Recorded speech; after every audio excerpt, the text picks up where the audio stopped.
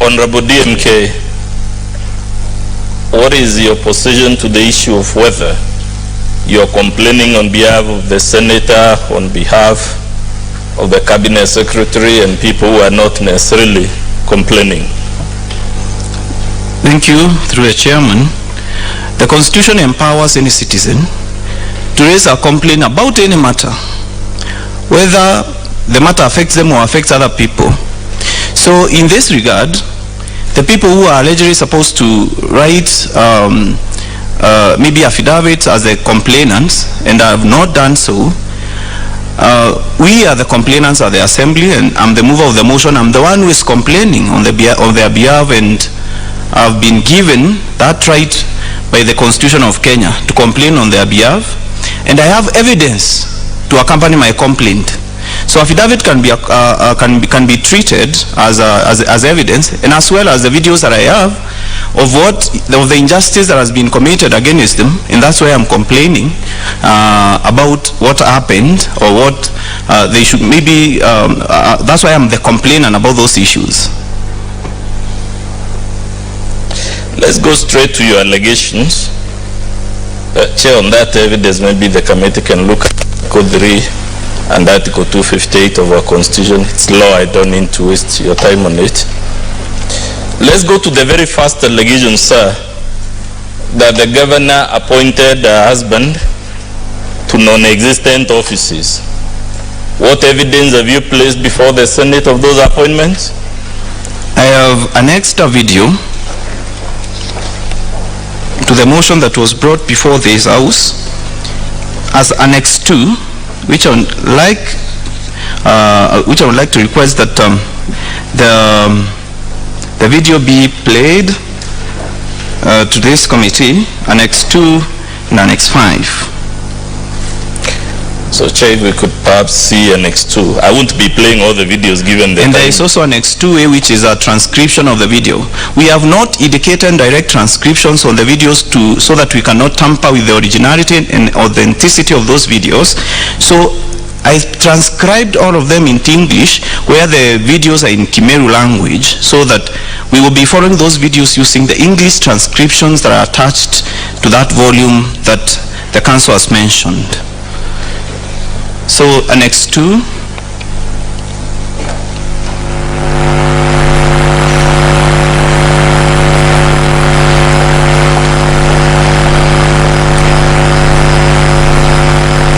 Serikali ya gavana ni mama.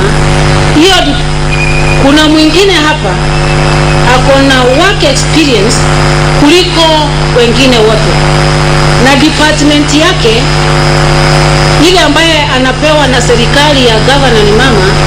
Hiyo department haina mshahara.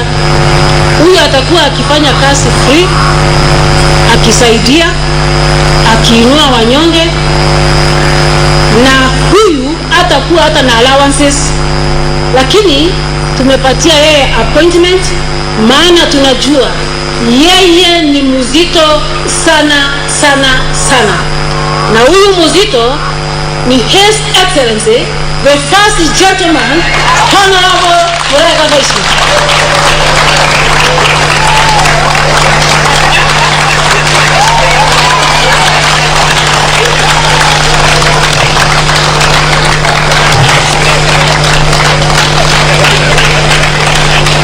Huyu mzito, asante sana. Huyu mzito kwa majina Meru Mcas ni First Gentleman of Meru County, na currently anashikilia Meru Cultural Ambassador by the Ministry of Tourism. Ameshikilia hapo, na yeye unapomwona pale ni Apostle Baite Family Fellowship, kitengo kubwa sana. He is the founder of Baite Television, kitengo mzito sana. Na siku ya leo tunampatia kazi ambayo haina malipo na haina marupurupu. Atakuwa akifanya free kama kujitolea, na tumempatia kitengo ya kwamba yeye ni patron Meru Youth Service. Hiyo ni kazi moja. Na ingine kitengo ambaye nimempatia kitengo cha maana sana, ambassador Meru Hustlers Ambassador.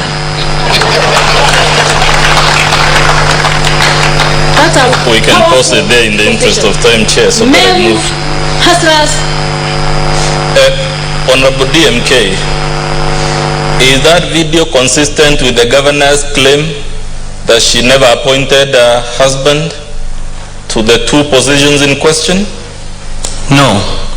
Has the governor contested the authenticity or accuracy of that video? No. The position of patron of Meru Youth Service, is it a position that exists under the Meru Youth Service Act of 2018? Of 2018. Who would have the power to establish such a position? The power can be, the power to establish that position is constitutionally placed in the County Public Service Board. Did the County Public Service Board establish this position? No. Did the governor conduct a transparent and competitive recruitment before making this appointment? No. Would such appointments, we were told they are political, would they undermine the discharge of the functions of the statutory bodies in question? Yes, they would, because we have seen the first gentleman exercise the powers bestowed on him as a patron of Meru Youth Service that has led to other illegalities that are in this motion. The precursor to the events that happened at Egoji is his appointment to that office where he went to Egoji Boys to inspect. Then the following day went there with the governor where she committed the wrongs that we'll be looking at later. And when you appoint someone to an office with other people and with a big budget in the county budget, you cannot claim that it's just because he's not paid. You appointed him to do something. It's not just for the sake of it. And the county governor is the CEO of our county. She's not a comedian. They're supposed to take her one serious. There, sir, in the interest of time, the issue of whether he is paid or is not paid, did the EACC address itself to that issue? Yes. The EACC in a letter that was written to the governor addressed itself to that issue. And the EACC is a body mandated to ensure that Chapter 6 of the Constitution is enforced. Chair, the EACC letter is at page 50, or rather 59 of volume 1. If we had all the time, I would take you through what the EACC, but I'm sure the chair will read it. As a matter of fact, sir, has the husband of the governor been meddling in various affairs of the county by virtue of these two appointments? Yes, yes. Because normally what we have seen and we are likely to see, we are going to see in the videos that come, he normally starts making those bad comments, then the governor picks up on them, especially the verification campaign. He normally starts, then she picks up and continues. The verification campaign that we have in the motion against various leaders, and he has been doing that in that capacity. Let's go to the appointment of Rufus. The governor says that Rufus' appointment did not require the approval of the county assembly. Is that correct? Reading of the law to the best of your knowledge? No, it's not correct. Is it a correct reading of the prevailing case law on this issue? No, not actually, because there are two case laws that have been pronounced by the High Court that when an officer is reappointed by a subsequent government, if you find someone in office and you reappoint them to that office, they are supposed to be subjected to the process of approval by the county assembly or the parliament afresh, as if they are being appointed for the very first time. So the governor's defense that this appointment did not require approval, is that defense valid whether as a matter of statute law or this case law? No, the defense is not valid. It's quite misleading. Chair, the case law is to be found at from page 170 of volume 1. There are two decisions, one by Justice Odunga, the other one by Justice Murima. We will invite you, given the constraints of time, to read them. And their thrust is that this defense the governor has taken is not valid in law. But have you placed any evidence of the appointment of Rufus before this Senate? Yes, I have. What evidence? We have a video that's supposed to be played here. Yes, but we won't play it, Chair, because of the time you allocated me, because I'm now at a loss. If we had all the time, we'd play all the videos. We have Annex 3. We also have a transcription of that video. We also have an annex of the governor's Facebook post defending our appointment of Rufus Mireti, despite the fact that Rufus was working for the previous governor. Have you placed any evidence on the appointment of Hilary Sadi before this Senate? Yes, I have. And what is that evidence? I have a video of him acknowledging that he has been appointed to that position. I also have videos where I also have other material where the governor has advertised that work later after we started the impeachment, and she realized she did something wrong. She goes and advertises the position through the county public service board. So are trying to advertise after the impeachment motion.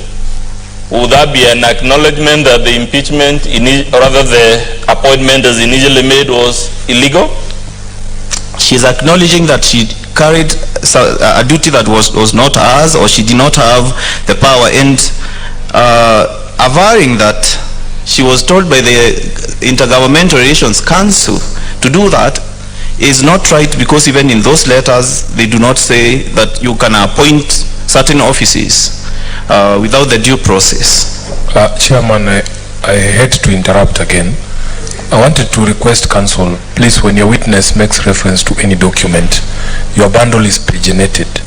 Just tell us which page we can quickly find the document the witness is referring to, so that we can follow the proceedings with you. I thank you. Chair, I'm guided accordingly. Video Annex 2 is in the flash disk. The transcript of that video is Annex 2A, which is at page 50 to 52 of volume 1. The document from EACC is Annex 5. It is at page 59 to 61 of volume 1. Annex 5. It is at page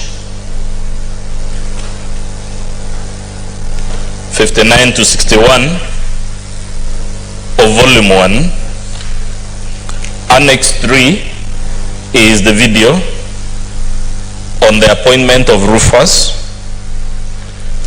The transcript of that video is Annex 3A, which is at page 53 to 54 of volume 1. The Facebook post that has just been mentioned is Annex 5A, which is to be found at page 62 of volume 1.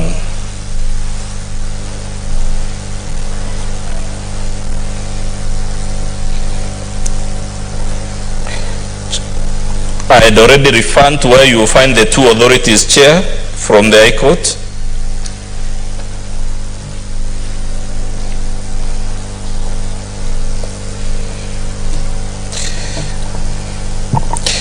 Chair, again, because of the interest of time, I would urge the committee to treat the evidence so far given to the answers the witness has given to my questions to apply equally to all the other alleged illegal appointments, because otherwise I will not be able to traverse the motion.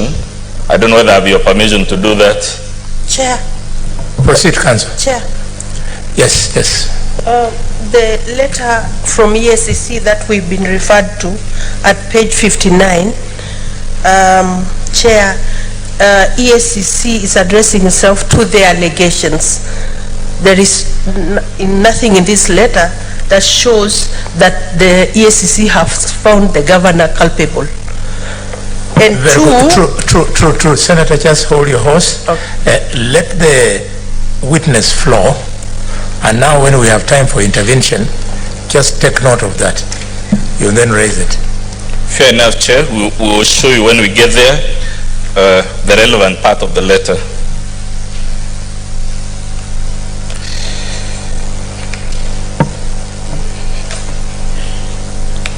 Let's go to the roadside appointment, sir, at Timau. Have you placed any evidence before the Senate on that roadside appointment? Yes, Annex 6 video on the appointments at Timau, and I would request that video to be played to this house. And there is Annex 6A, which is a transcription of that video because it's done in Kimeru. She was speaking in Kimeru at Timau. So, Chair, again, to borrow, because of the time you allocated, play this video, and the answers to the questions I will ask about the video will apply to all the roadside appointments for purposes of your record. So let's play the video on Timau, which you say is Annex? Annex 6. The page.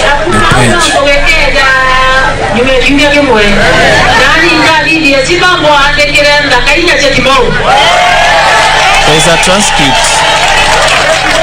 6A.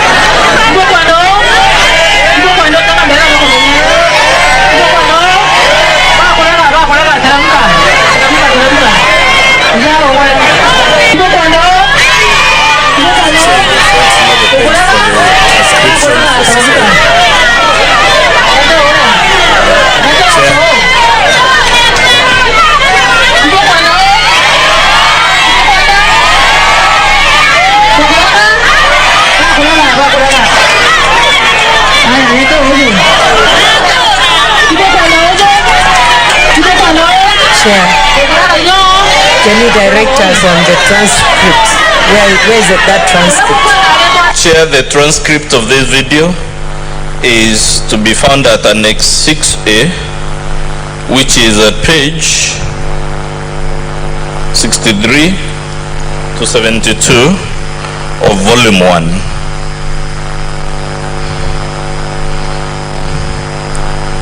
We have other videos, Chair, because I'm addressing this cluster of allegations, Annex 7, and the transcript is to be found at pages 73 to 78 of Volume 1. That relates to the events at Nkobo.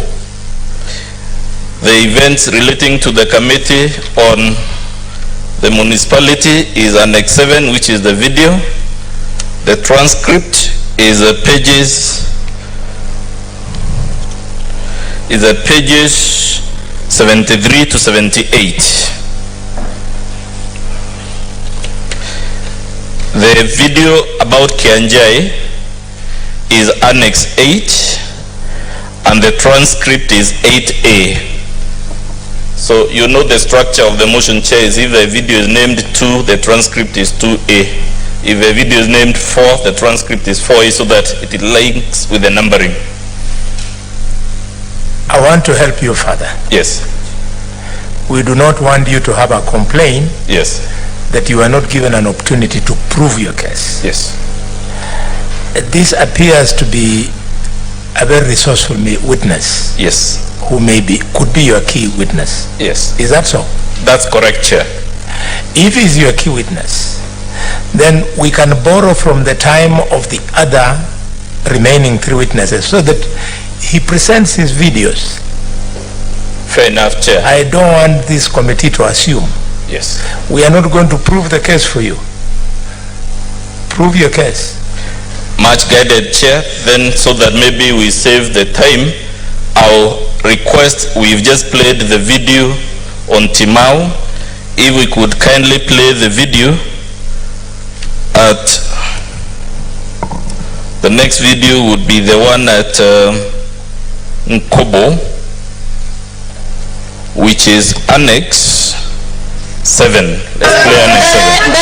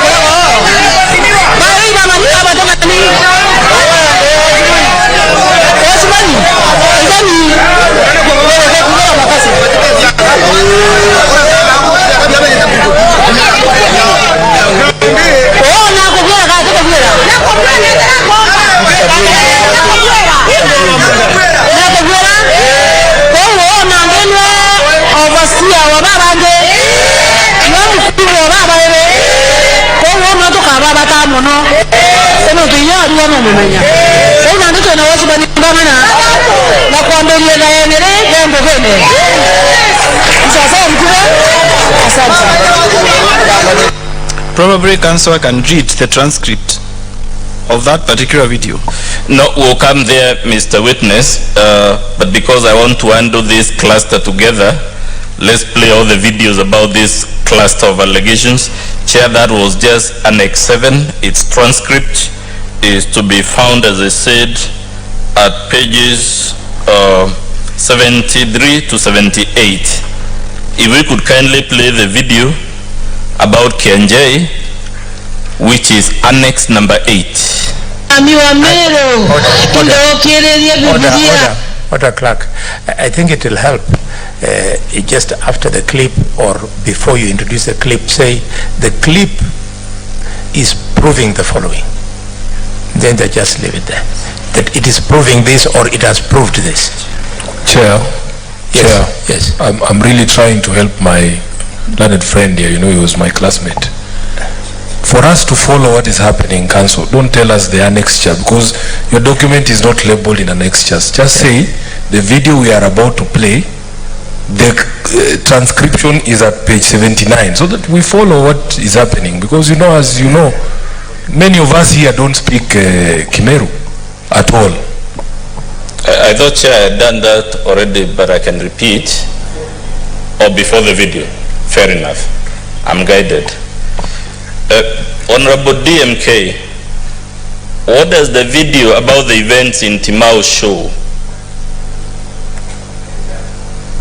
Yeah, the first video that was played was for the governor at Timau, where she is telling the public that she is introducing firefighters and then she is going to employ local people there to be driving them and to be using them to respond to fire incidences. And then she is asking them, if I bring people from far, are they going to know? She mentions various places around Timau that the public seems to know, and then they know that those people who she will bring will not know. Then she goes ahead and the public asks her, can we employ that one? Then that person comes over. The governor says, can we employ that person? The public says no. Then she tells the person, you have been refused, go down. Then next and next and next, she did the advertisement and the recruitment and hired them on site and told them you have been hired. And then on the same place, on the same podium, she rejected more than I don't think from that video she said that she wanted to employ 4 people, but it seems like it's 2 people who she has agreed with. And sometimes the public is hard saying yes, employ that one, but she doesn't hear what they say.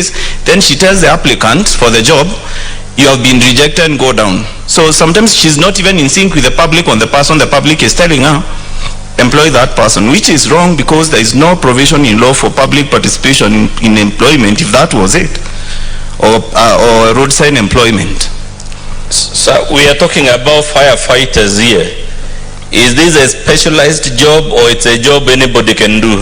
It's a specialized job that requires someone to be trained either at the National Youth Service or any other body that trains firefighters. Is a political rally, sir, an appropriate forum for shortlisting, vetting the persons who are appropriate for that specialized job?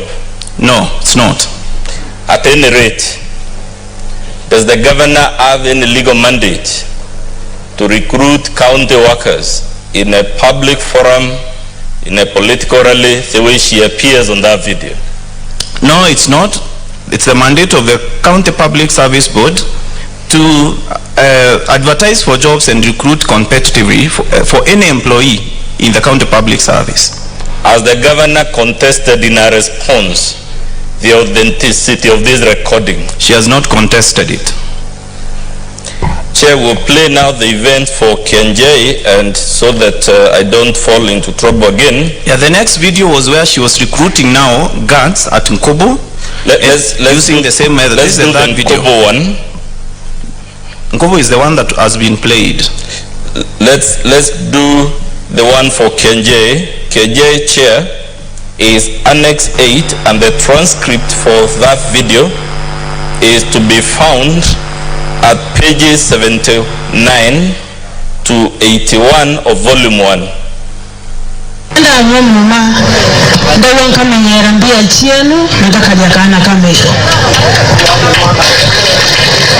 Ndiraure manto ya Meru madhani nampeta ume ningweta nandare kuromba tutongerie Meru mtota thoma thome njeti roe one roe njeti ng'ambe yone ng'ambe katika jina la Yesu. Bwana asifiwe. Eri arende na intobi bingi ndetete, lakini mbere ndete intobi na mbena inkanira nkwenda kuwa by Friday.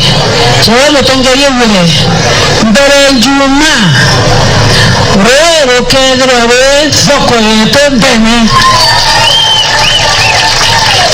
mwisho njuma kuwatanira roe kwiri koda roeko roendene na mbere ya royo Wanda administrator amwana sub county administrator ibabwiri kwezera bebu kalidianze wachara ante batano bakwegera zoko yeto ya Kenja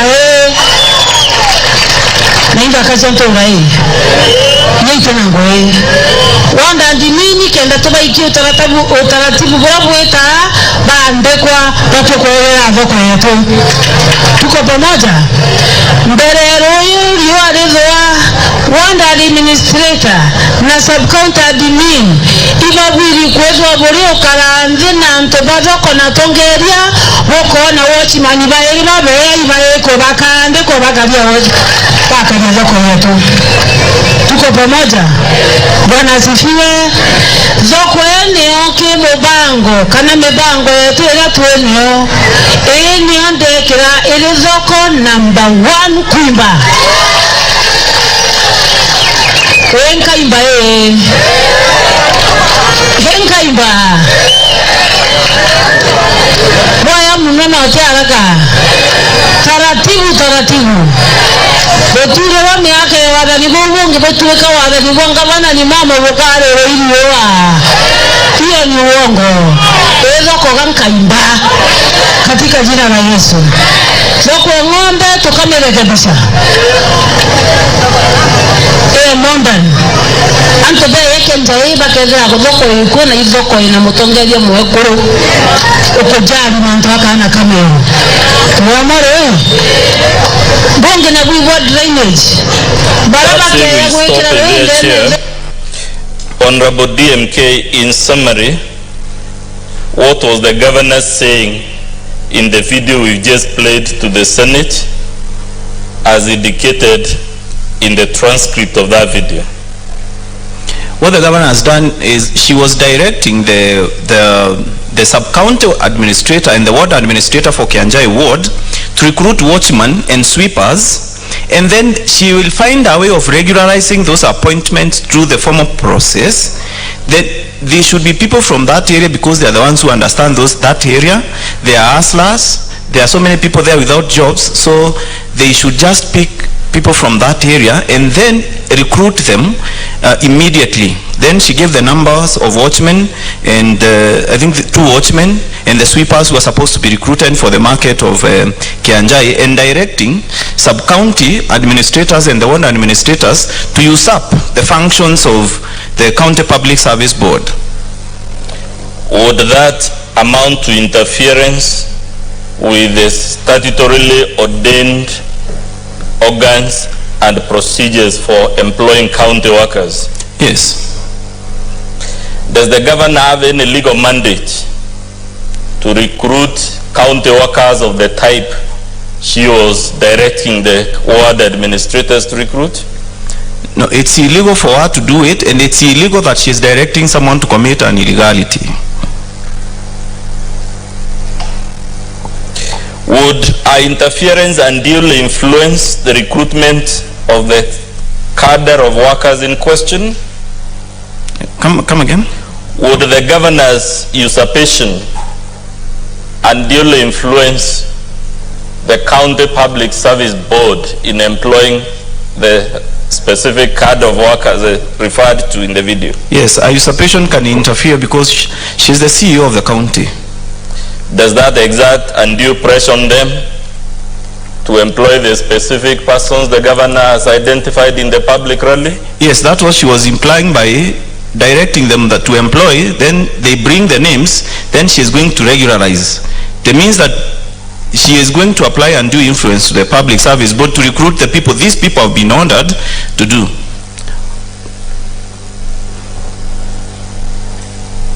Let's go to the Committee on the Municipality Affairs. Is there a law that regulates how the municipality of Meru is to be run? Yes. The County Assembly of Meru adopted or passed the municipal charter that has created the municipal board that is supposed to oversee all matters to do with the management of Meru town, because it has been classified as a municipality under the Municipal and Cities Act. What is the body authorized by that law to run matters of the municipality, whether it's parking, whether it is garbage collection, whatever it is? What is the body mandated by law to deal with those issues? It is the municipal board. Does the governor have any powers to direct the municipal board how to discharge its functions? No, it's an autonomous body. But have you placed any evidence, sir, before this Senate of the governor's interference with the functions of the municipal board? Yes, I have placed a video here that can be played of the governor interfering with the working of the Meru Municipal Board in a speech, in a meeting she had organized of the business, the Matatu sector in Meru town, annexed as Annex 9. Then there is Annex 9A in the motion. The transcript share Annex 9A would be at page 82 to 85 of volume 1, We can now play Annex 9. To identify narangkari kakamata to ada kuti de obstruction in town kuti fringe muntonge na to tonya la biashara muntonge ene gran na kodi duake excellency stage de G4S na edo me la ora na aru amme babara badara bai we folam ati de kilurano ikenda ndo stage de ere divinjo de kuani ndina moto na bobe to ke durano na bakaigwa hwa bakaumera no to bamba kwa kumira Bakaumera. Bakaumera? Bakaumera? Bakaumera. Bakaumera, Your Excellency. Bakaumera? Bakaumera. Bateja? Bambe baitobere. Baba mama niyo. Kenda baba ngibona sauti yokeria. Aya, kamete yetu to emeambiria tumekere bwana Angelo kwa Angelo Neze. Kamete eje ikedwa ina mzungu kwa mzungu inaetere. Mzungu eko ametoka. Mzungu kamete eje tumekere mukuru tomu. Kamete eje tumekere endu ni kiongozi. Kamete eje bando na mainge na iva na Mutembei. Kamete eje tumuremi nkondi. Kamete eje tumuremi mutuma bab. Njende yatanga na kamete eje tumiongere Frida ko Frida revenue kukatiku kamete yantu bangana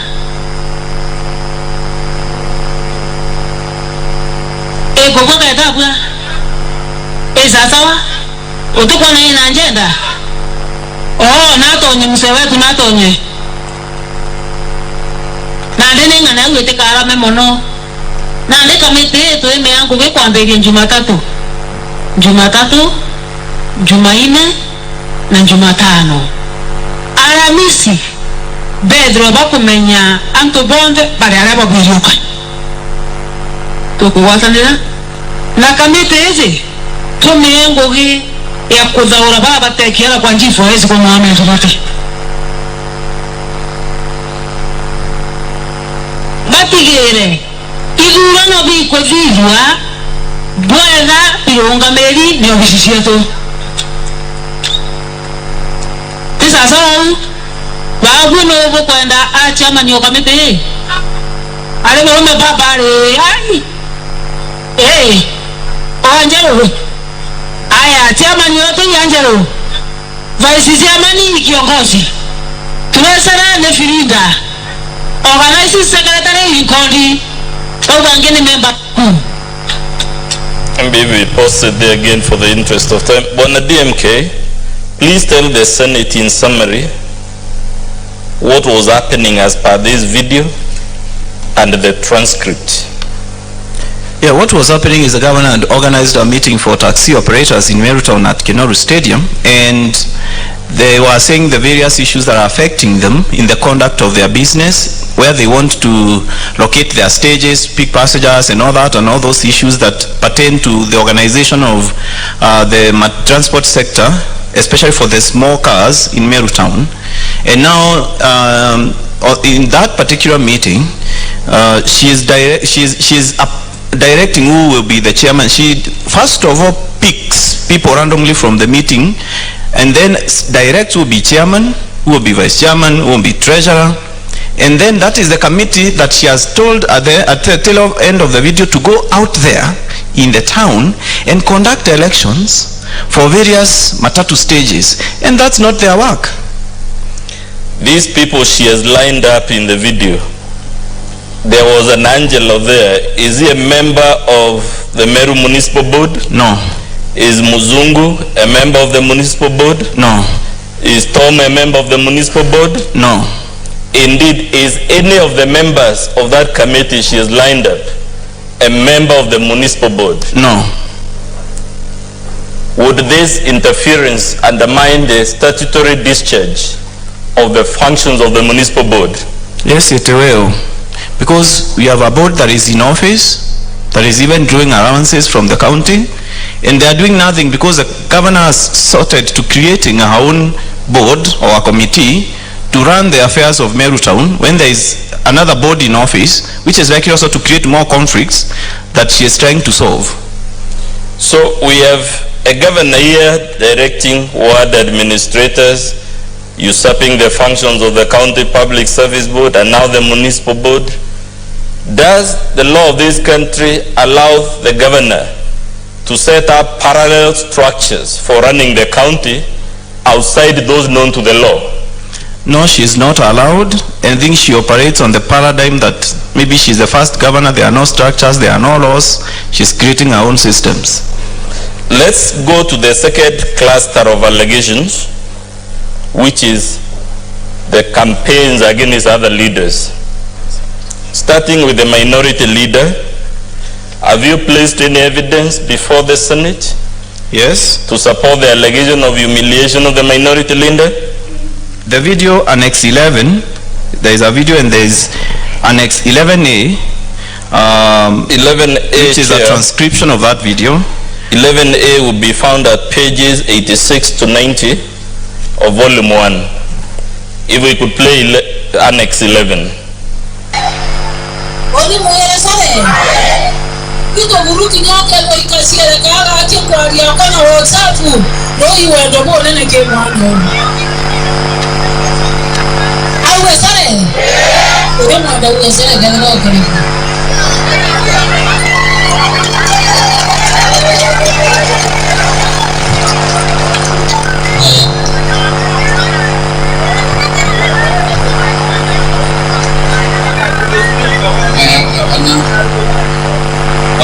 No, kila speaker iko karitie. Kwa kila speaker. Bwana Yesu asifiwe. Kama kwa yonde, lakini ukiomba chokora. Watu tichokora. Mungu baregoro. Mungu nakutikira kuna. Watu ile ngapa na alia. Tuwe nje unachionde. Iko eto bote kwa umawa. Nawe babo tebo umake yonde. Ikira nini? Si akataka botano na evidence sioze huwa iko eto. Nenda botikira. Abarenga bana to ichi onda walia. Waita. Ite. Not number 1. Ikira ni boina. No, okero kawazore.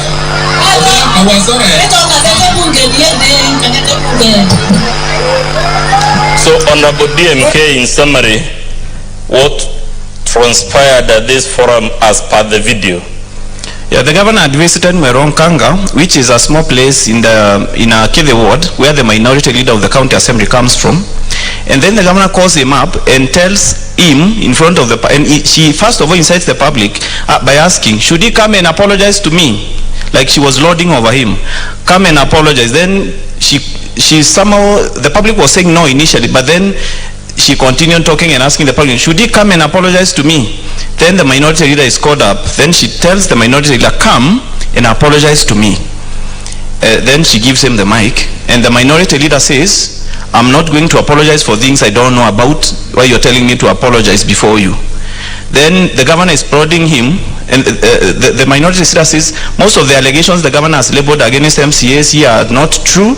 Then the governor intervenes and asks him, can you tell this public which ones are not true?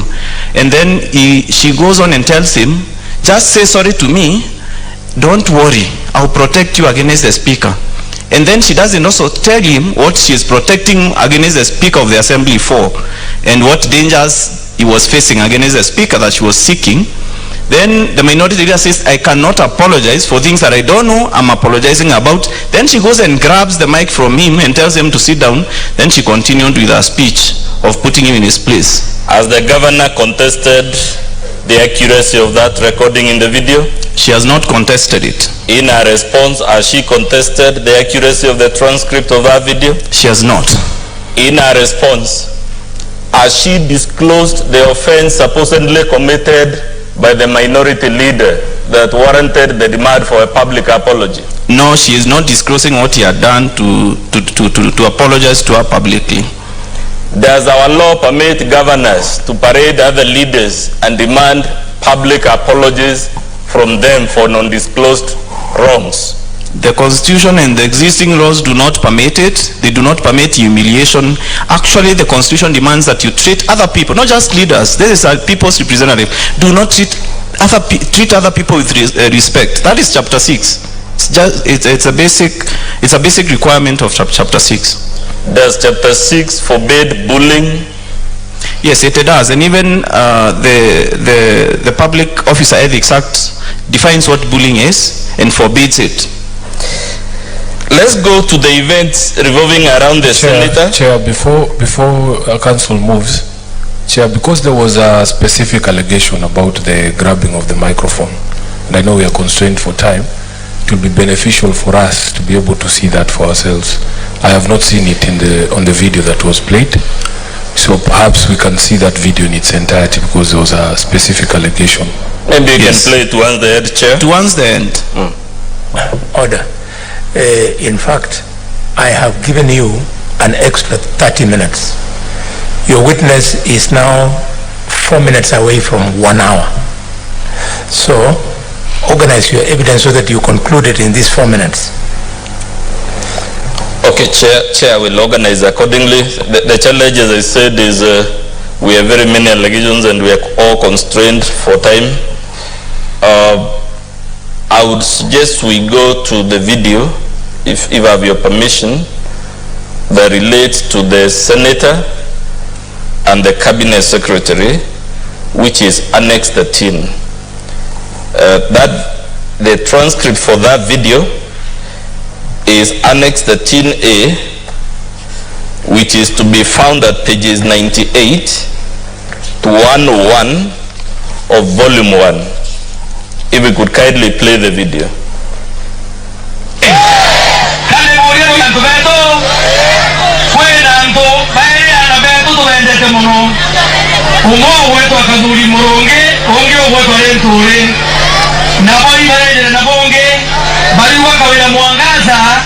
Kenda bamwetekeria ukuma kero tesaidia Ruto kawela mwangaza abaga ele birikare nusu.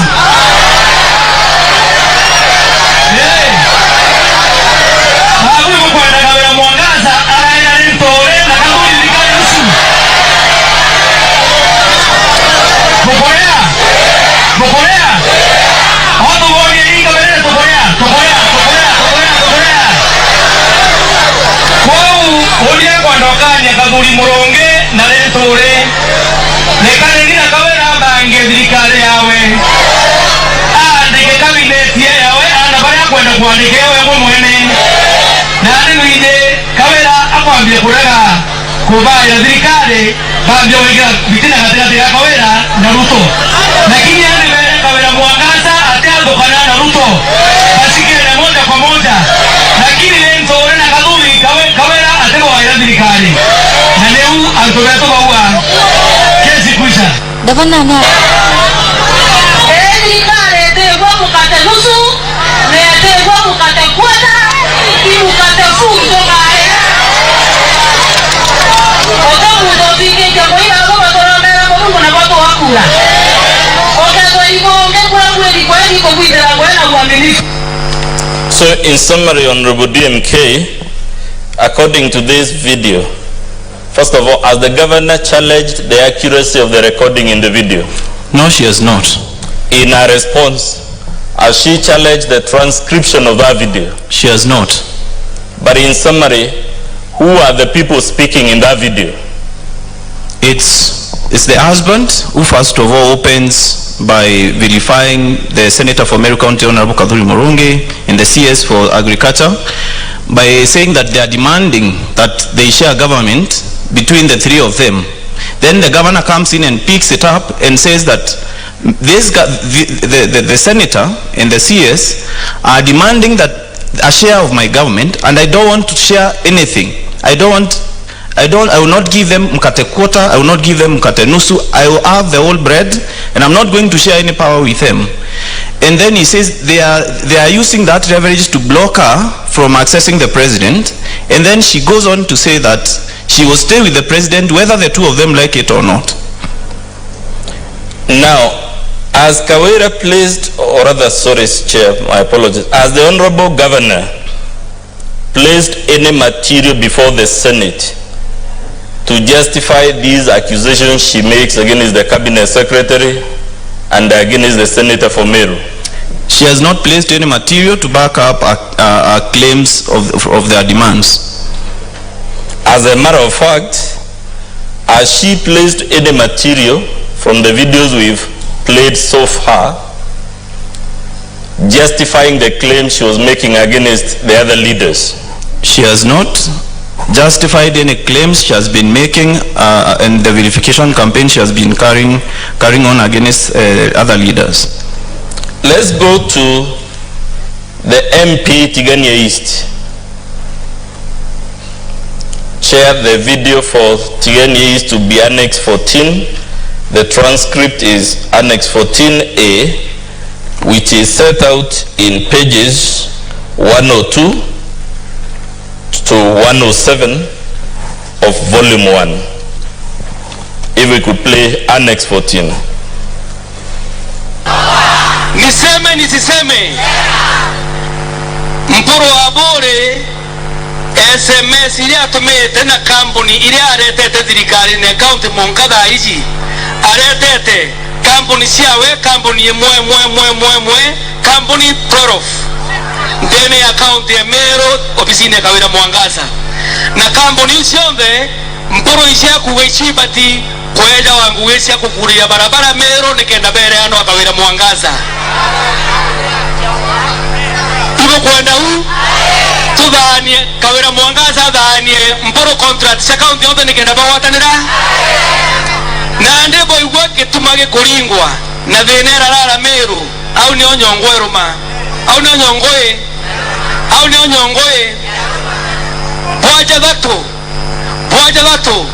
dai tukwaria Kawira Mwangaza otonya ofisine ntukwembere mpuru abore na kethenda aliorongonete kotini akara liontobogu ejire na barua ya pending bill ya milioni nkoroki ya 10 akiwa Kawira Mwangaza ndabatere kurea TV ya mpuro milioni nkoroki ya 10 ate thirikari county enera ndure ya nkoroki milioni 10 ya mpuro ibo kwa watabu dai barua ya ofisi ya Kawira Mwangaza ile mpuro ajire nio akiuga TV ewe nilitrete thirikari county ngugene ne muno abati kurewa nkoroki milioni 10 Kawira Mwangaza auga atamba kurea mbesa iu no mongasi ambe itegerwe ichunguzwe imenyekane ingugere kusitete kumenyekethera milioni 10 ibati kurewa TV mporo kana milioni 10 ibati kweje kathomithia kana gatigania niseme nisitoboe. So in summary, sir, and we are really constrained for time, in summary, what was transpiring as per that video?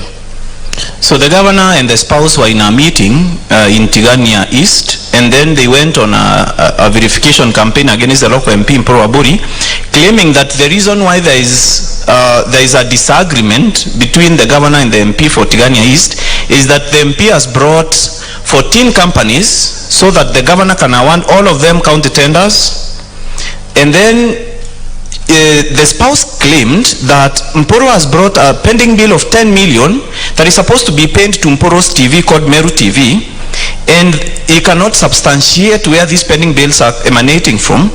And then he is asking the public, should we give tenders, all county tenders, to 14 companies owned by Mpuru Aburi, and then we deny the children of Tigania bursaries for school, bursaries for their kids, and the public of course knows no. And then when the governor rose to speak, she did not deny, she in fact picked up from there, she did not deny these allegations from the spouse. And it's also goes on to explain why the spouse is at the middle, through these appointments that she has given him, in the middle of the county affairs. Now, as Honorable Kawere Mongaza, in her response, challenged the authenticity of the video we played? She has not. Has she challenged the accuracy of the transcript of that video? She has not. In her response, has she attached the SMSs she claims Honorable Mporo has sent him making these demands of 10 million? No, there are no SMSs that have been sent where the husband is alleging that Mporo had sent the wife, who is the governor, SMSs claiming to be paid money. So he did not acquire those SMSs from the governor so that he brings them to this house. The letter she claims Honorable Mporo sent her demanding the money, has she attached that letter to her response? She has not. Chair, I pray now we go to the Catholic Church. That would be Annex 15, which is the video. The transcript of that video is Annex 15A, which is to be found in pages 108 to 114 of Volume 1.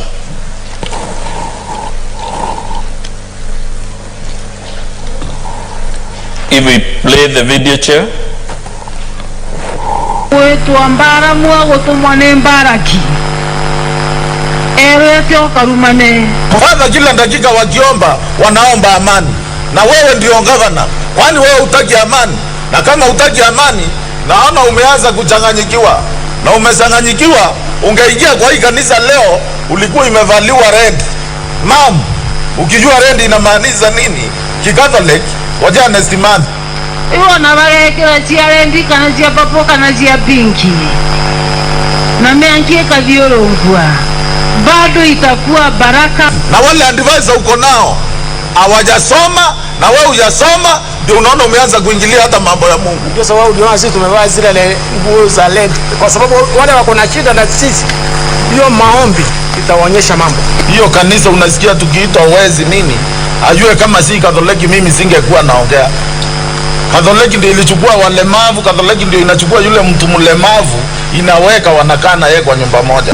Adumia birebi kuruki nyuma ya battery bakansa ya Katoliki batonge tuni battery Lawrence Micheni kurita misa na ngoi ntune nyuma ya bokurwa nenga bana Kawira ne bayete mndajura juri na ikarobia MYS Kawira agichokia migambo iji bagwatia mengi mbeuga nani nontone mbije maandiko muntu kalita murogio gwetwa mbara mua gutumwa ni mbaraki erete okarumane agererie gutumura kanywa gakirumie ka kitharimo iwona barekera chiarendi kana chia papo kana chia pinki na meankie kaviorongwa bado itakuwa baraka kwa wenye haki. Chair, I would want us to play this video with another one on the Catholic Church so that I take the questions together, which is Annex 21. But as you do it, yes, I want you to be aware, yes, that this witness has done 1 hour and 4 minutes. I'm conscious of that. The remaining time is for all the other witnesses. You're conscious? Fair enough, Chair. Very good, very good. Nonto mwathani ora Mungu pathari me nonto netuice ne batethagia Meru County na nthi ingi mwanya mwanya, bakareta masibitari, bakareta kinya macukuru. Riu mbeca ici cigwetwo milioni 6 na 7 ni kidogo kirogo. Mwathani baringithie batucokerie nonto uri Ngai ibwaga tubatharima Mungu wetu na indene ritwa Yesu Kristo mwathani turomba na gucokia Ngai.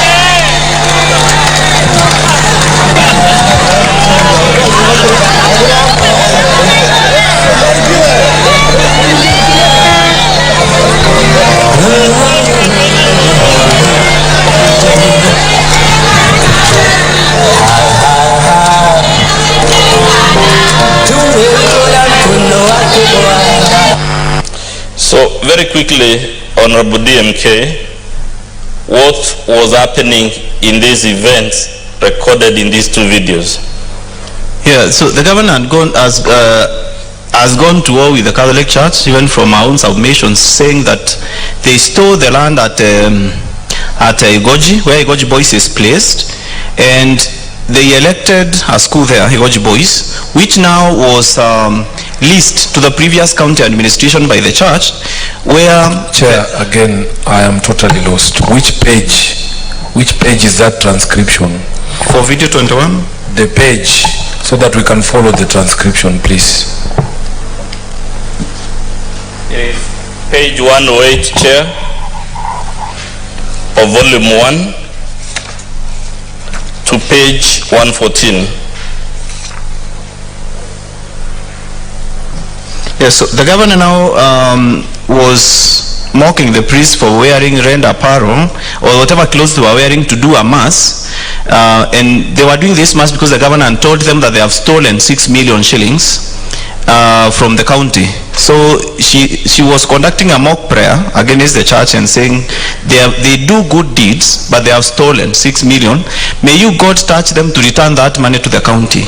So then she sees off in video 21, she sees them off as they left. The priest left the venue of the meeting after the governor and finished, of course, vilifying them to the public. Has the governor lodged any complaint to the land commission to confirm the Catholic Church grabbed the public land in question? I have not seen any complaint the governor has lodged with the National Lands Commission to establish the legality. Chair, I really hate to do this, Chair, but Council, please direct me to the page of the transcript where she is saying the Catholic Church stole this land in Igoji. Just please, so that we can follow what is being said. On which page is that? There is from page 108, Chair, and I think at this rate, Chair, I also crave for your protection, because even after I give the pages, my colleague still comes back to complain I haven't given the pages, and it's eating really into my time. I had indicated it is pages 108 to 114. Chair, I think Council has misunderstood me. Very well. Council, bear with us. Why we are bending all the way backwards is because we want to give you a chance to make your case. Yes. We don't want to make decisions based on what we think. Yes. We will make based on what we hear from you. And please, the stories of your colleague, those were your days. When you're here, he's the Senator for Nairobi, and you are the council for the County Assembly of Meru. Fair enough, Chair. I'm just pointing out your answer to show I had actually given the pages. Chair, he has given a range of pages, 108 to 114, which is a long transcript of the entire speech. There is a specific allegation that the governor is saying the Catholic Church stole land at Igoji. For that specific allegation, I want the transcription, the page. Where it is a page 109, Chair. Page 109 of volume 1. Maybe I have the wrong document, Chair, because at 109, I do not see that transcription. Chair, I encourage you to see your page 109, the very last paragraph in English. I encourage you to see the second paragraph in page 109 about the religious apparel. And like I say, the transcript is for the entire video. If I had the time, if we weren't working with these crazy timelines, I have no difficulty. I will take all the time to take you through every comma and full stop, but I'm also conscious of your reminders that the time taken extra by this witness will be deducted from my other witnesses. Yes, I understand your difficulty. What the senator is looking for is precision. The statement here is saying, because the land does not belong to my sons, it is not my land or my home. I am protecting wealth for Igoji children and the people of Meru. She has said that. But where she now says that the Catholic has stolen is missing in this. I'm sure I can get it if I need to, like I said, Chair, it's all in the record. Very good. So let me help you. Yes. Members, let's bear with him. He's trying to beat time. As you know, we are not going to believe everything that the witness is saying by way of translation. We will have a Meru expert who will also agree with you in this translation. It's not ending here. So during report writing, we will be able to verify what you're saying. Much obliged, Chair. Proceed, yeah. So, Honorable DMK, in the response, has the governor challenged the accuracy of the two videos? No, she has not. Has she challenged the translation and transcript of those videos? No, she has not. Has she complained to the EACC about any land grabbing from the Catholic Church? No, she has not. Let's assume for a minute that the governor was right, that the Catholic Church had indeed grabbed the land. Would that entitle her to make these utterances, given the emotive nature of land in this question, in this country? No, the utterances are quite risky and dangerous, even endangering the lives of the priests who are there in that particular function. And also, it's likely to stir because we have seen in so many countries where a region has been used even to wage wars against each other. We have seen the breakdown in Central African Republic. Sudan was divided because of a region. Northern Ireland, Nigeria, Biafra, or so many other countries where a region is an emotive issue that should be approached with caution, especially by people in authority. Chair, the legal counsel is giving speculative information rather than the, affidavits as shared, the transcript as shared, seeking the opinion of the witness is not in order. Yes, Senator, the counsel is an experienced lawyer, and you know that you're doing that at your own detriment. The committee will not pay any attention to that opinion. So it's not helping you. I'm guided, Chair. Counsel, I'll retract. Let the witness spend his time, adducing evidence. But opinion, it just ends there. Opinion will not affect us. It will not direct us. We know where to get opinion from authorities. The witness has not all of a sudden become an authority. Honorable DMK is organizing public rallies by governors, the official way of addressing land grievances in this country? Of course not. Let's go to the allegations about forceful entry into the assembly. That, Chair, would be Annex 16, and we'll play together with Annex 17. The transcript for Annex 16 is to be found at page 115 of volume 1. The transcript for Annex 17 is to be found at page 116 to 121 of volume 1.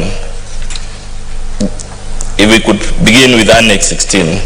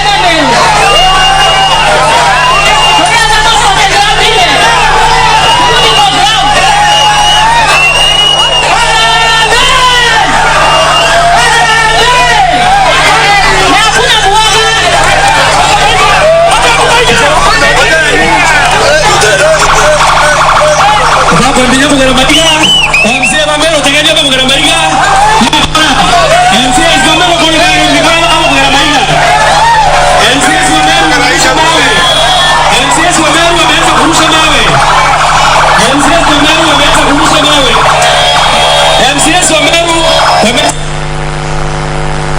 Let's play 17 so that we'll take the questions together.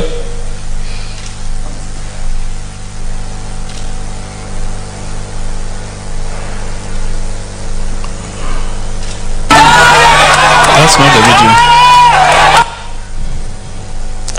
Annex 17, please.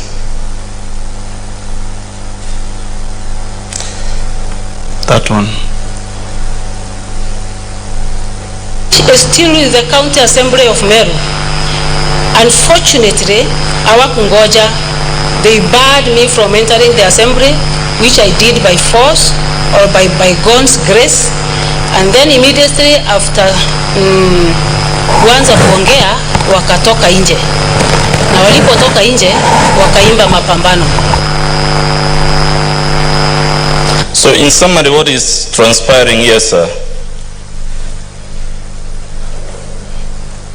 Yes, it's at the County Assembly of Meru where there was a Gazette sitting. The governor was supposed to come and give her address, and when she came to the assembly, I think the day before there was a communication to her that according to the way the environment is, she should avoid coming to the assembly at that particular point, but she came by force, like she acknowledged, and forced her way into the assembly. Then the members never walked out on her. They never listened to her during that day, and she acknowledged herself that she came in by force. She came with a crowd, and that crowd is the one now that started throwing stones immediately she left the assembly. After the members had left, she walked out because she was left alone with the speaker in the assembly. Then she walked out. The crowd and gathered at the gate. That's where she's speaking from. And after that, the crowd now, after all the speech she made telling them that these MCAs are cartels, thieves, that's when now the stone throwing started happening towards the assembly. Are governors allowed to go to make their maiden speech accompanied by crowds to the assembly? No. Are governors allowed to have their crowns force their way through the precincts of the assembly? No. Has she placed any material before the Senate to show that MCAs were members of a cartel, as she says on the video? No.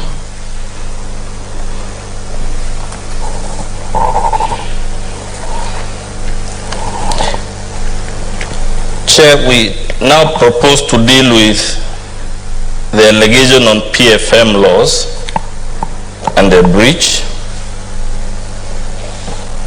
And for that purpose, we will play Annex 18. The transcript is to be found at pages 122 to 127 of volume 1.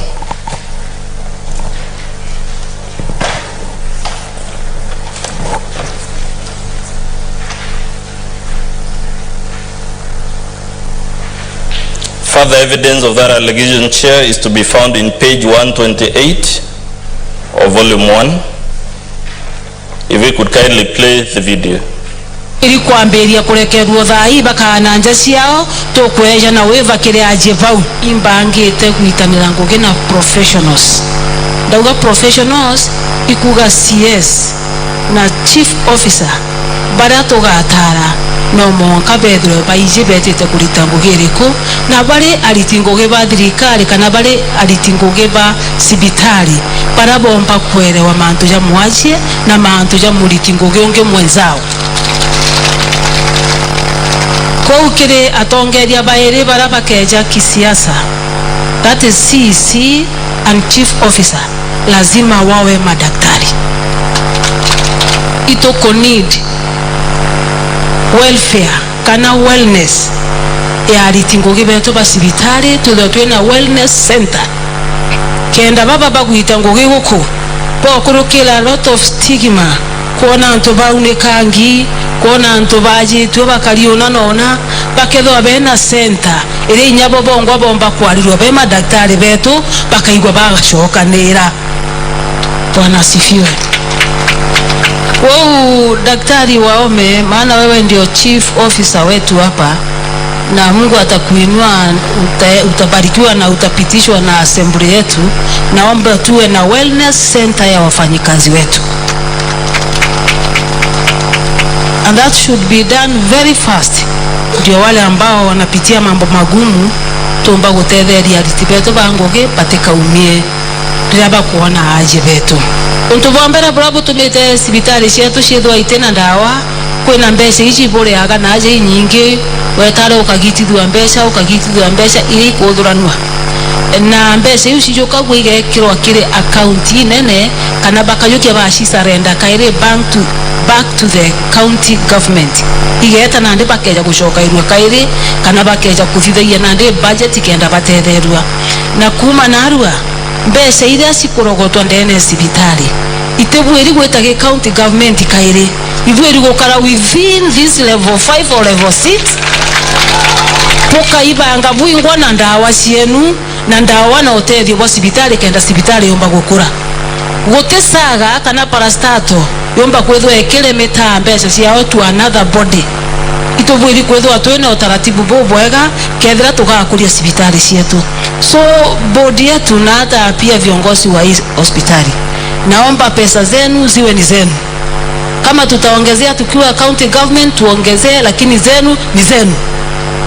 Tukugwatanira bu kukiriria already bena ciono ntuibombete kuthurania. Hawa ni waaminifu na ni watu wazuri, wamesanya average ya 30 million. Naomba kama milioni 20 itumiwe kuprocure madawa, watu wakifika the day after tomorrow bedhere kuena dawa. In short, what is transpiring in this video, sir? Yeah, the governor was giving waivers to patients at the Meru Level 5 hospital, and she was also directing the management of the Meru Level 5 hospital not to cease remitting the monies that they collect from the hospital to the county revenue fund and start spending it at source to procure medicines. Does the Meru Level 5 have an independent management body? Yes, they have an independent management body headed by the CEO. Does the governor have any power under the law establishing the Meru Level 5 hospital to give the waivers she was giving? No, the power is given by law to the CEC in charge of health and finance. Would the governor's directive interfere with the free and independent exercise of the mind of the CEO and the board? Yes, she's the CEO of the county, so her word is taken with the evidence it should be taken with. Lastly, Chair, this is the last one. Let's deal with the misconduct under theme number 5 about nomination of CECs.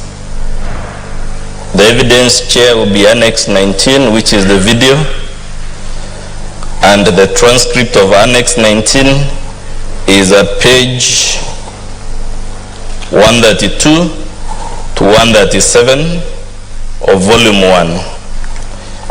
Further evidence is in Annex 20,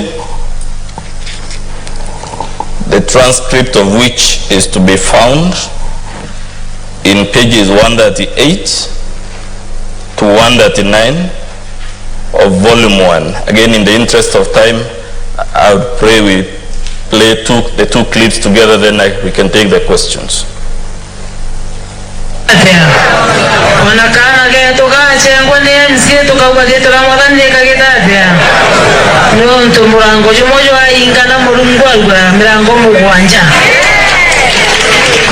Kwa untena wasiwasi ya kwamba I made the right choice kuojere voji na kiangwa kana geto kenda kapeperusha bendera ya Meru County kageta kwa waziri chaweka na bando sijakosa matumaini. Nimbije gitare gakinya. Nagaka kana katika ranja. Hapana. Huyo ako kwa serikali ndani kabisa. Kielala dogana gewa muingira ke waziri kuinga milango. Serikali ya mama ni kubwa sana.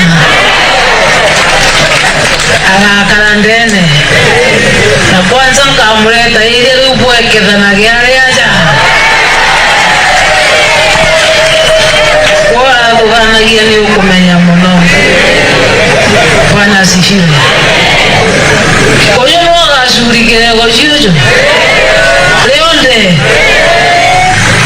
Ena power. Na ndienda kuleta ororia ndomba ya mwana. Kaka kana kama mjumbe. Kila skole MCA atakuwa mjumbe. Andekara. Kama na wewe ni kihoria atakuwa mjumbe. Na agekara tiga murango jojwa ingana jo waziri wa county aka waziri wa national government. Bwana asifiwe. Ukana butika make ndaugite gojire tano na wakuririkana kawira kambije gojiga ntokega lakini komane murongo ne murongo ne gojin kare gwatiro na kare kare. What is transpiring according to that video, sir, very quickly? Yes. Now, the transcript and translation to that video is the governor was at Igoji Westward and she was trashing the process that was used to reject one of the nominees from that area where she was. She was the nominee for youth. And then she says that even if the MCA for this area led the process of rejecting her, I'll bring her here as an administrator so that they can be pushing each other from here. Because she was a contestant in the previous election against that MCA, then the governor nominated her. So the governor was directing that she's going to bring her into government and bring her right into that ward where she was contesting so that she can be able to deal with that MCA because of rejecting her to be a CCM member of the County Assembly of Meru. What should the governor do if a CEC nominee is rejected by the assembly? She's supposed to resubmit names with a fresh list to the county assembly for consideration according to the County Assembly's Approval Act. Has the governor done that? No, she did not do that. Indeed, she usurped the powers granted to the CCM under the County Governments Act, under the County Governments Act, and she reduced the ministries from 10 to 6, that is 46 of the County Governments Act, and she reduced the ministries to 6 and said she is not going to submit any new names. She just, the 3 who are approved out of 10, she gave them more departments and the deputy governor one more department and collapsed the department without the involvement of CECs who had been approved themselves and refused to resubmit fresh names for consideration. Is the governor allowed to conduct public vilification campaigns against an assembly for rejecting a CEC nominees? Of course not. Now very quickly I will show you the response by the governor to the motion before you. To the best of your knowledge, was the governor given the opportunity to defend herself before the assembly? Yes. The assembly gave her a notice. I also gave her a notice according to the directions that were issued by the court, because I brought the first motion and it was quashed by the courts. Then later on I brought this motion that is before this house, and then we gave her a notice to appear either by herself or her legal representatives, and she refused to do that. Chair, that invitation is to be found at page 49 of volume 3. Page 49 of volume 3 of the Assembly's documents. So these documents she is now placed before the Senate. Did the Assembly have the benefit of considering them? Now that she never responded to the motion? No, the members of the assembly do not have the benefit of looking at the various defenses she has put forth for the charges placed before the assembly. Let's go to page 2 of our volume 2. Share the volume 2 of the governor's response.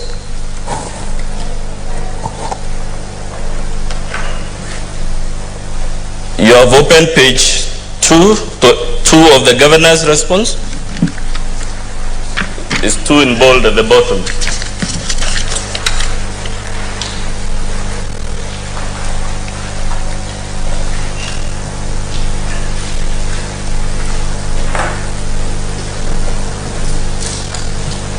Yes, this one.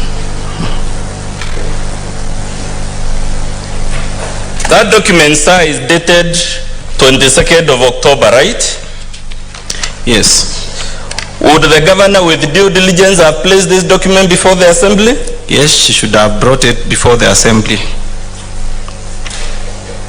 Let's go to the document by Honorable Simon Kiambi at page 9 of the governor's response. Honorable Kiambi says MCAs were coerced and unduly influenced, paragraph 4 of that affidavit.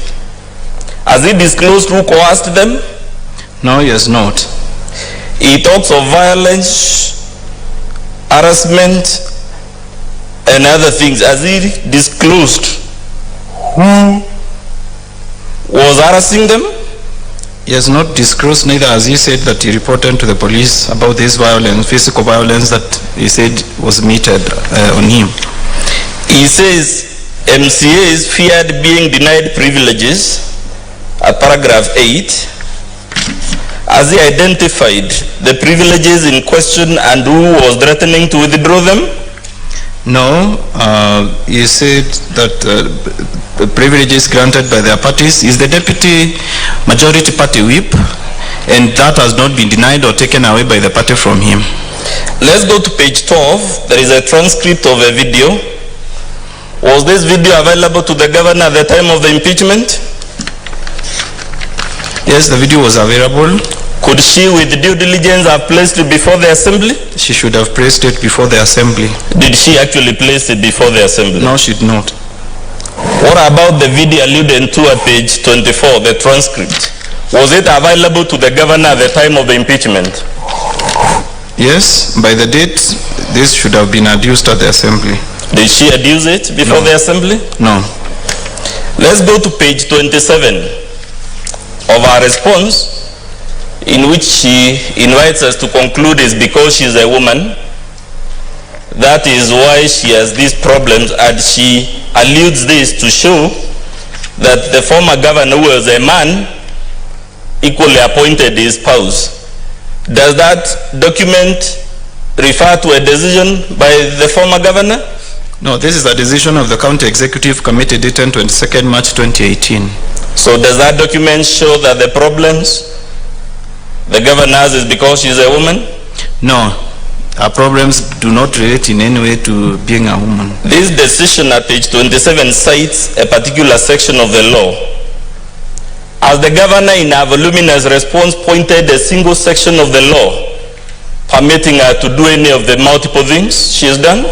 No, she did not point to the laws that were permitting her to appoint the spouse to county offices. Let's go to page 42. What's the date on that document? 31st October 2022. Was this document available as at the time of the impeachment? Yes, it was available and it was not adduced at the county assembly. Let's go to the one at page 45. Was this document available to the governor at the time of the impeachment? Yes. By the date written there? 145. This could not have been available because it's dated 19th December. Oh no. No, page 45. Page 45. My page 45, Chair, is the letter from the Speaker I hope we're on the same page. Yes, this is dated 1st November 2022. Was it available to the governor? Governor, and she should have adduced it at the county assembly hearings. But the last paragraph of that letter tells the governor to do something. What does it tell her? It is asking her that she had got a consultative meeting of Meru leaders, and the speaker replied by telling her to consider postponing the scheduled meeting to another date because the members were not available at that particular date. To the best of your knowledge, has the governor ever fixed another date? She never fixed another date. Is it therefore open to her to say it is the MCAs refusing to hear her or to hold consultative meetings? No. She should have fixed another meeting by consulting with the speaker to see the schedules when there are sittings or when there are likely training schedules for the MCAs. That's what she should have done. Let's go to the document at page 51. What is the date of that document? The date of this document is 23rd November 2022. Was it available to the governor at the time of the impeachment? Yes, it was available, and it was not adduced to the county assembly. Who has authored this document?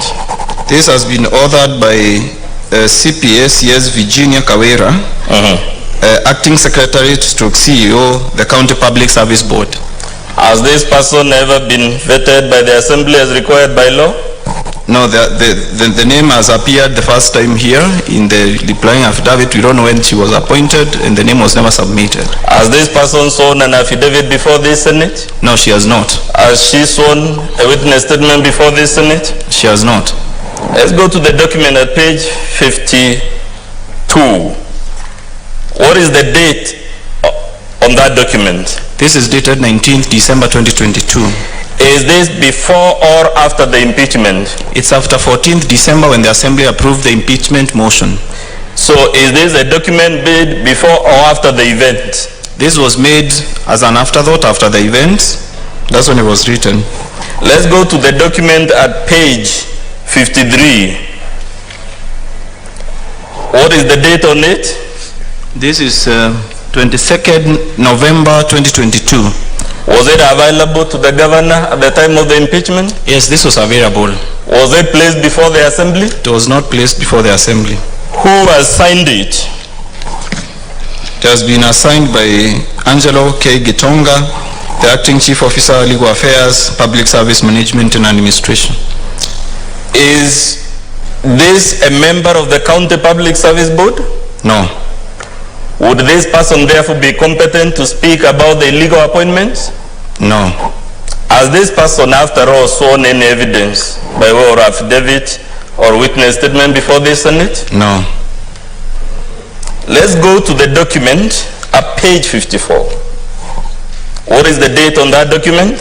The Tuesday, 22nd November 2022. Was this document available to the governor at the time of the impeachment? Yes, it was. Was it placed before the assembly? No. Let's go to the document at page 64. When is this document sworn? The 17th day of December 2022. Is that before or after the impeachment? After the impeachment. Is it a document made after the event? Yes. Or before the event? After the event. Could this document with due diligence have been made earlier and placed before the assembly? Yes, they could have sworn the affidavit when they were called upon to produce their evidence, the replying evidence at the assembly, and they did not. Chair, that answer applies to all the documents up to page, so that I don't take more of your time than is necessary, to 67. Let's go to page 67 of the governor's response. What is the date? It's dated 22nd November 2022. 22nd November 2022. Was this document available before, or rather at the time of the impeachment? Yes, the document was available. It was not adduced at the county assembly. Let's look at the bottom. Chair, my interest here is directors, because the legal appointments were appointed at the directorate levels. At page 67, at one, the bottom, item 3, what is the number of years of experience required to be appointed director of protocol and events? 5 years. At page 69, at the B, Roman 1, what is the relevant experience required for persons to be appointed at that directorship? A bachelor's degree from a recognized university. Yes. Specialized discipline. Let's read B, Roman 1 at page 69. 69, item B, Roman 1. Roman 1 is 69. Page 69, Roman 1 and requirement for appointment. Yes, requirement for appointment. Served in a comparable and relevant position for a minimum period of 5 years. At page 70 for the Directorate of External Affairs, towards the bottom B, Roman 1, what is the experience required? Served in a comparable and relevant position for a minimum period of 5 years. At page 71, again towards the bottom B, Roman 1, how many years?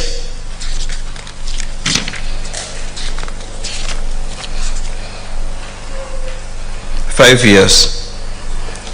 To the best of your knowledge, sir, the illegal appointment complained in the impeachment motion, does any of those persons have the experience of 5 years in public affairs?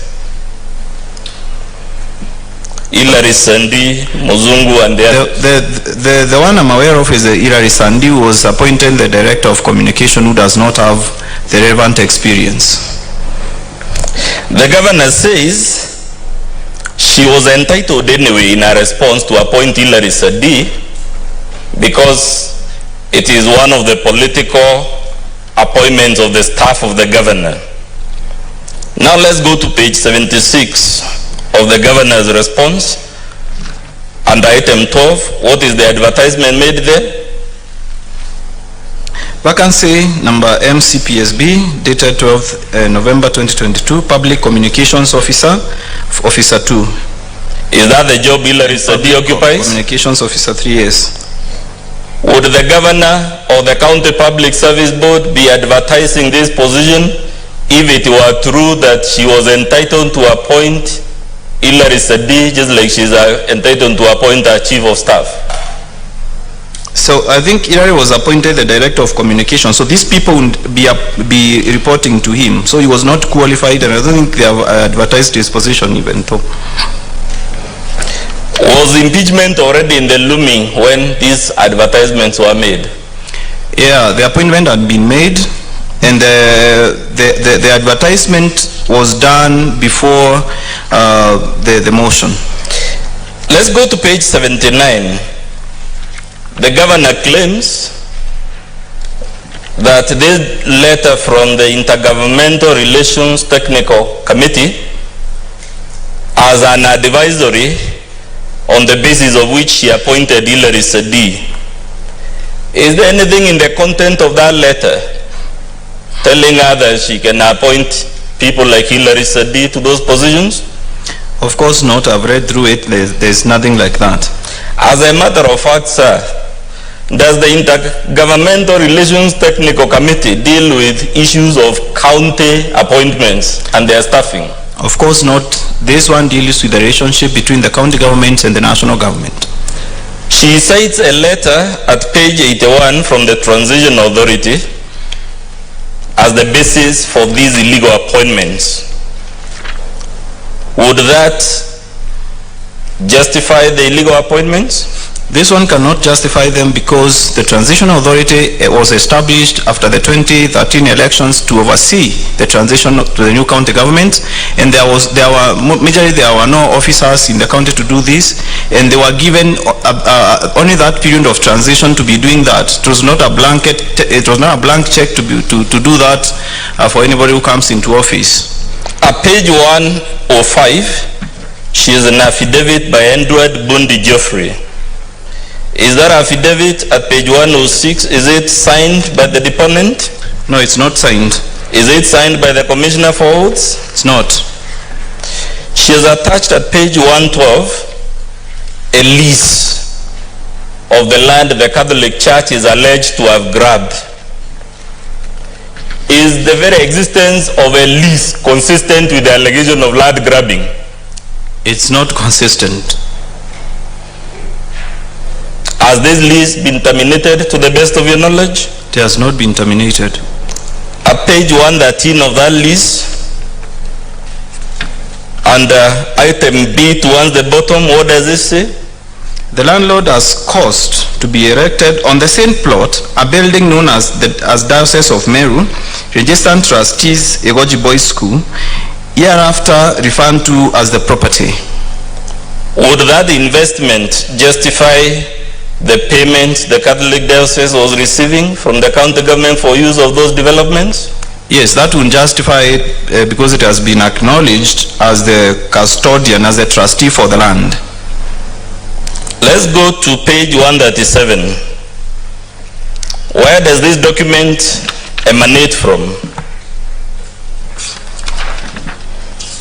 137. Office of the Governor.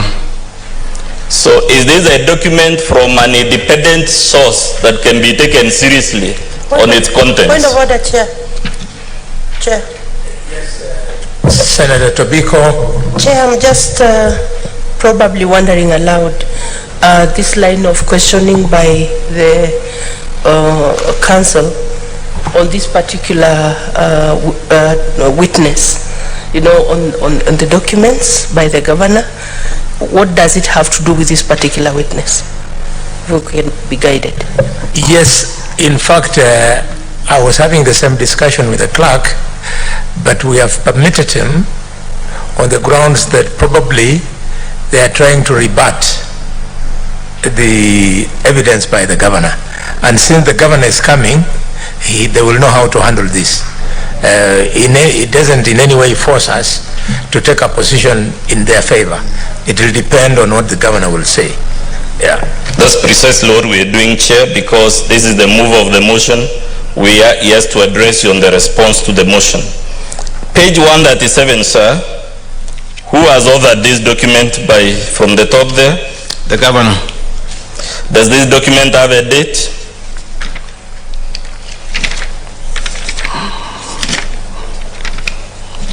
This appears not to be dated. It is not dated. Yes, it's is not. Is it a document from an independent source or from the person accused of the wrongdoing? So it's a document used for self-defense. It's a document used for self-defense. Let's look at page 156. That's a transcript of a video. Was this video available to the governor when the impeachment took place? Yes, this video was available and was not adduced at the assembly. Would the same apply to the video transcribed at page 159? The same should apply. What about the video at page 158? The same should apply. Let's go to the document at page 161. The governor's case is that Meru level 5 is autonomous. Are the directives we saw in the video giving consistent with the autonomous status of the Meru level 5 hospital? Of course not. Let's go to page 178. What is the date of the document? 24th October 2022. Was this document available at the time of the impeachment? Yes. Was it placed before the assembly? Of course not. What about the one at page 179? Yeah, this document is dated the 5th of July 2022. It was not produced at the assembly. Lastly, sir, the governor says the reason she never availed herself of the opportunity to defend herself is because your motion was against a court order. Is that correct? That's not correct.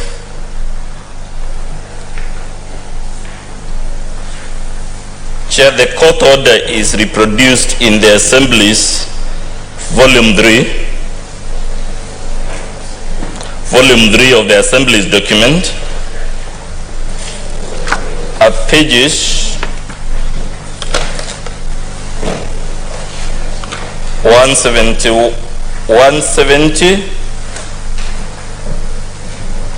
171.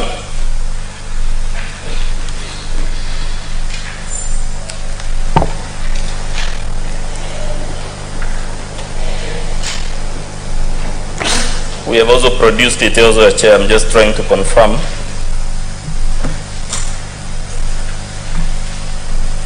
But we can make do with page 171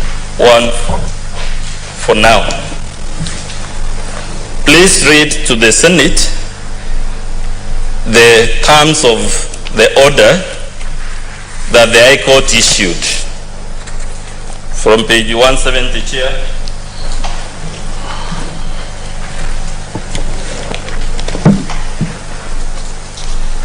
Just the last part with the order, sir. Read it for the Senate. The impeachment motion dated 21st November 2022, scheduled for debate by members of the first respondent on the 30th November 2022 at 10 a.m. is flawed and it is quashed. Does that order relate to the impeachment motion before the Senate? It does not relate to the impeachment motion before the Senate. Is the claim therefore that the reason the governor refused to defend herself, it is because the matter was in court valid? That stance by the governor is invalid. Chair, that's all for purposes of examination in chief of this witness. My sincerest apologies. I suggest when we get there in the future, you may need to expand the time to do a good job. Very well. And the reason I changed the chair is I started suffering muscle pulls. I'm not used to sitting on these expensive chairs. I thought the Meru people are very athletic. The way you drive your Nissans when you are carrying a mirror, you are very agile. Anyway, thank you very much, Council, and thank you, witness. The work you have just done is not easy. You have put in a lot of industry, and I hope you are happy that you have presented your evidence. Before we go to the second part of your matter, allow me to acknowledge the following colleagues in the House. Senator Samson Kirara K, the Senator of Nandi, he just stepped out. Senator Julius Mwendwa Kataya. Hey. Senator Alexander Murungi. Oh, Kataya, you're there? Thank you, thank you. Senator Hamida, I saw her. There she is. Senator Andrew Okoit Omtata. Senator Betty Mondet. Senator Mariam Sheikh Omar. Senator Hezena Lemeletian stepped out. And then finally, we have the Senator of Meru, because of the respect that we give him as the Deputy Speaker, and also the fact that he's the Senator of the county whose matter we are handling. I'll allow him to say his own name and greet you, but not make a contribution on the proceedings. Deputy Speaker. Thank you, Chair. As you have just alluded, my name is Kaduri.